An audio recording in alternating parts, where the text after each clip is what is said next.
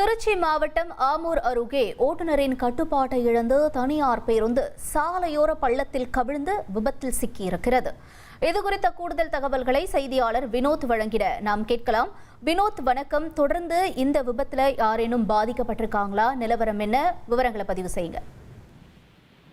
அதாவது சேலத்தில் இருந்து 43 பயணிகள் மற்றும் டிரைவர், கண்டக்டர் என 45 பேருடன் தனியார் பேருந்து ஒன்று திருச்சி நோக்கி புறப்பட்டு வந்து கொண்டிருந்தது. இந்த பேருந்தை நாமக்கல் மாவட்டம் மேய்க்கல்நாயக்கன்பட்டு பகுதியைச் சேர்ந்த பிரகாஷ் என்பவர் ஓட்டி வந்துள்ளார். திருச்சி மாவட்டம் கோட்டூர் டு ஆமூர் இடையே வந்தபோது முன்னால் சென்ற கார் ஒன்றை முந்தி செல்வதற்காக பஸ் டிரைவர் முயற்சி செய்துள்ளார்.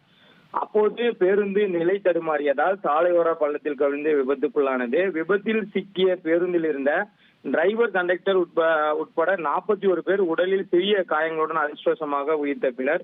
இருப்பினும் அந்த பேருந்தில் வந்த 4 பயணிகள் உடலில் பலத்த காயமடைந்து மயக்கமடைந்துள்ளனர்.